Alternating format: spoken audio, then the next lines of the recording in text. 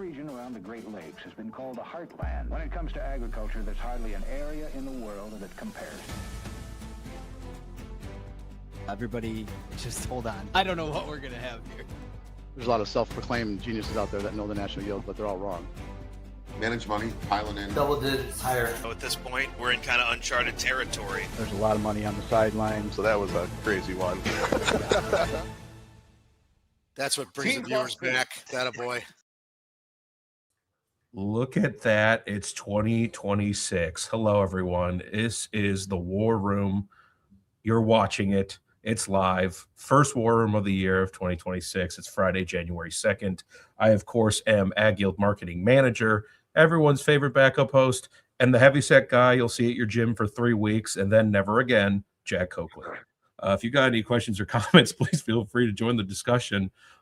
Post a comment anywhere you see fit, and then we're always answering your questions, comments, concerns at info@agyield.com. They're already turning the lights off on me. Anyway, no overnight numbers.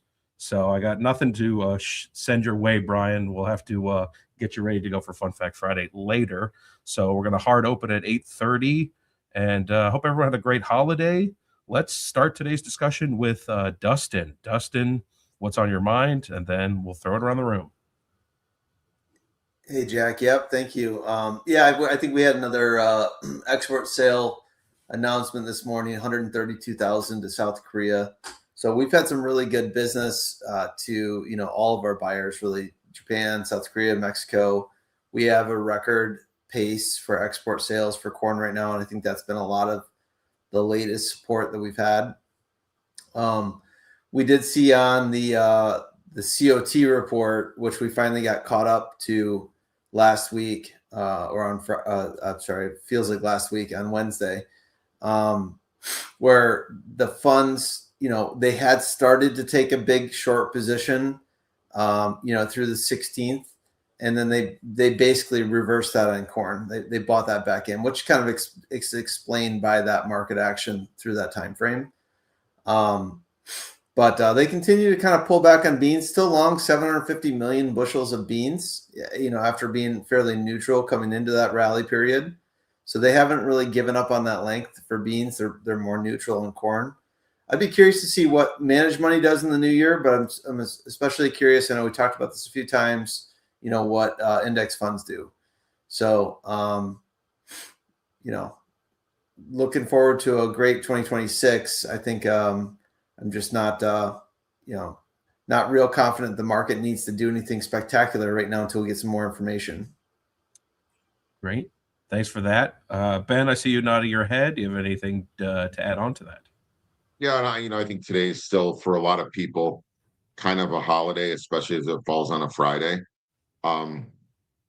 Big news that came out after the close were the payment amounts to the farmers. And by now, I'm sure that everyone has seen those. If you have not, reach out to your advisor. They could talk you through it. But I thought some of the verbiage on the press release is worth at least being aware of if you were just looking at the payment numbers. If we remember back in July, we really kind of started to beef up some of the crop insurance subsidies, made some changes to Farm Bill protections. And there was some verbiage in there that I think is worth sharing on the War Room, and just keep it in somewhere tucked away. Maybe there's a message here that they're looking at some of those increases as the protection that they expect in the future. And I'm going to read it, and you can make your own assessments from what they said. But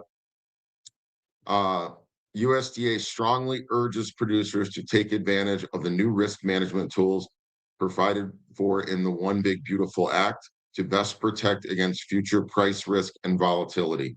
So you can take that for what it's worth, but maybe an indication that they think that in the future there might not be these sort of bridge payments, whatever you want to call them, market facilitation payments previously. But I thought that was interesting verbiage to put in there after announcing the payment amounts. Yeah, certainly. Oh, go ahead, Dustin. I was going to add to that too.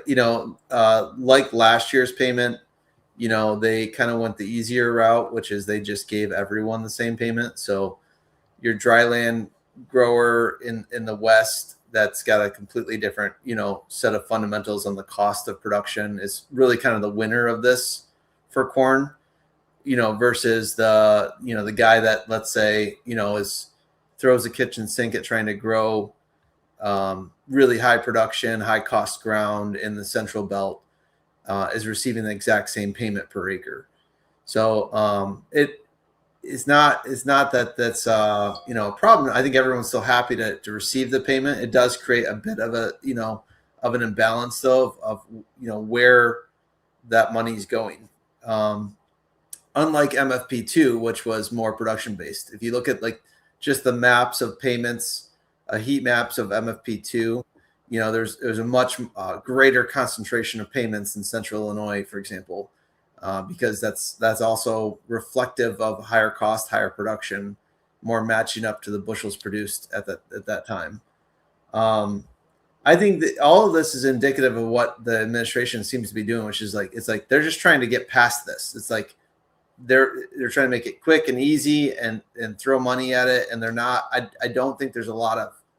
It doesn't seem like there's a lot of thought going into how we get out of this potential farm recession that we're in. And I think a lot of people will agree these payments are great. They're welcome, from the grower side, but it doesn't fix the problem. There's still a lot to figure out when you're talking about triple digit losses per acre in a lot of this prime ground. There's a lot of answers that need to be had here. Yeah, certainly. Thanks for that quick comment from Chuck, which I enjoyed. Loading beans out today to start our January contract. Some guys are still in Florida, so our heart goes out to you, Chuck. Hope that works out for you. Ben, I am going to throw you on the hot seat for a second here.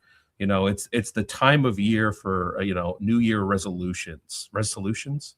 Am I saying that right? Resolutions. Anyway, grain traders and farmers, in your mind, what is the resolution for 2026? I think that's an individual choice. I think it starts with a self-assessment of things that you didn't think that you did really well in the previous year. For me, I'm going to try to be more intentional with the things that I do. And, whether that be, discipline, have discipline with intent and be focused on what I'm doing. And for me, that's because sometimes I can get a little scattered ADHD-ish on things. So I think a good time to have your self-assessment and just pick out one or two things that you want to work on as a person. So that's for me. I love that. Fantastic. And if you were to give the greater grain market complex, everything, a New Year's resolution, what does that look like? I think it's for that one. I think it's the same thing it's discipline. Yep. Right. It's discipline. And, one of the core foundations of how we work is working off the matrix. And when you have a tendency to become undisciplined, going back to that's your fail safe, right? That is, I think, the ultimate discipline tool. I love that, Ben. You've always been a sage in my life and someone I come to for good advice, and that continues to this day. Padawan. Oh, what else we got here? Well, if that's all we got for grains, let's head over to Mr. Meats of the Midway, Mr. Ryland Texter. Yes, indeed. Well, I mean, you had a little bit of a pop here towards the end in the cattle market, and cash trade looks like it's going to finish out higher this week. I mean, we saw 232 in Iowa, 232 in Texas. It's about 2 to 3 higher. So I think just overall, this sentiment is pretty firm, but futures are running into that resistance at the 100-day moving average. So I think either we got to get a break out of that number, or we're low in this range. Reluctant, but now it's a new year. We'll see. Ryland, I'm cutting you out because that was awful. Hold on. All right, we lost Ryland. We might never know what's going on in livestock today, but hopefully by Friday we'll get Ryland to restart his computer and figure that out. Anyway, it's Friday, which only means one thing. It means Fun Fact Friday. Brian, help me out here. I'll try, Jack. Happy Friday, everybody. Happy 2026 to everyone as well. Obviously, yesterday was National Hangover Day, so it only makes sense that today is National Stick Your Head in a Freezer Day. Yes, National Put Your Head in a Freezer Day. Thousands of people take pics today of them having their head in a freezer. So if you don't believe me, if you Google 241-543-903, you'll see thousands of pics of people sticking their head in a freezer. Well, this all started back in 2009 when David Horowitz did this, and how we came up with the number is a mix match of his serial number on his refrigerator and some barcode on some frozen peas. Sleep experts actually recommend sticking your head in a freezer for 2 to 3 minutes to help with the afternoon slag and some insomnia. Jack, there's actually a song about it, which I'm sure you know and heard of this band, the Arrogant Worms.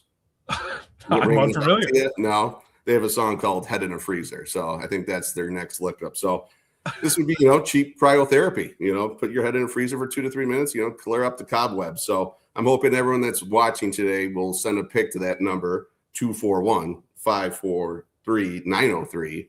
And I think, Jack, if we're right, I think we have one already. Oh, that's why his computer wasn't working. Here we go. Yeah, it must be really cold in his room, and it's messing with the Wi-Fi. Exactly. Now it makes sense where we got cut off there. So happy Friday, buddy, and happy 2026 to all. I also like how, in the mind of AI, it's not that he's sticking his head into a freezer, it's that he lives inside the freezer and he's kind of coming out of it, which is an interesting take. Anyway, well, I think that'll do us, do it for us today, guys.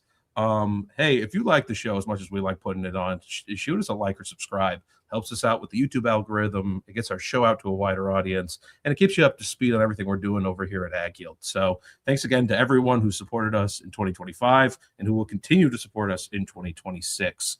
We're doing this live every day. The market is open at 8:15 Central Time on X, on Facebook, on YouTube. I appreciate everyone tuning in today and being on the show. I appreciate Chuck for his comments. We will be back Monday at 8:15 Central Time. Dan will be back, and I will return to the cave where I spend all my time and don't get on camera. So anyway, hope everyone has a great weekend, a great end to their holiday season, and we will see you promptly at 8:15 Monday morning. Thank you very much, and have a good day. The War Room is proudly presented by AgYield. For over 50 years, the AgYield team has provided grain marketing and risk management solutions for growers across the country. Our veteran consultants harness cutting-edge technologies to pinpoint risk, optimize market performance, and protect your farm's profitability. Discover a new approach to farm revenue management at agyield.com. Hey guys, Jack here. Be sure to support the show by hitting the like button, leaving us a comment, and subscribing to the channel for all the latest updates. Thanks for watching. We'll see you next time.